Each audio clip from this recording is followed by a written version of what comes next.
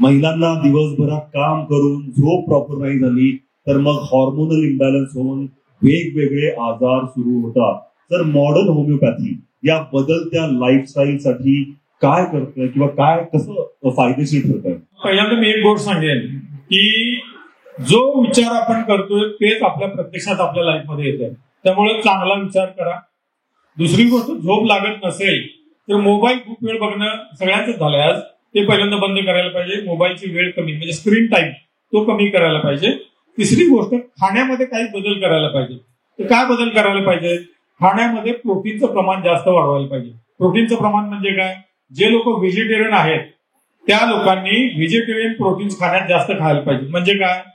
तर सोयाबीन असेल, मशरूम असेल, पनीर असेल, या पदार्थांचं प्रमाण एकूण जेवणाच्या म्हणजे 33%, 1/3 भाग हे पाहिजे. एक भाग सलाड म्हणजे गाजर, काकडी, टोमॅटो आणि पालेभाज्या आणि फळभाज्या पाहिजे. आणि एक भाग कार्बोहायड्रेट पाहिजे. कार्बोहायड्रेट म्हणजे भात आणि भाकरी. याचं प्रमाण कमी करायला पाहिजे. जे नॉन व्हेजिटेरियन लोक असतील, जे मटन, चिकन, मासे, अंडी खाऊ शकत असतील, त्या लोकांनी मासे आणि अंडी जास्त प्रमाणात खायला पाहिजे. मटन पण खायला पाहिजे. चिकन खाताना ते गावठी कोंबडीचं चिकन खायला पाहिजे. ब्रॉयलर कोंबडीचं चिकन खाऊ नये.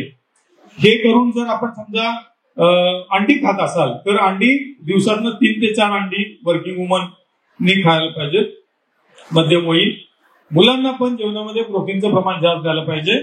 जसं की अंडी, मासे असं. मटण खाणाऱ्या कोल्हापुरी लोक मटण आपण खातो खूप, आठवड्यातून 2-3 वेळेला.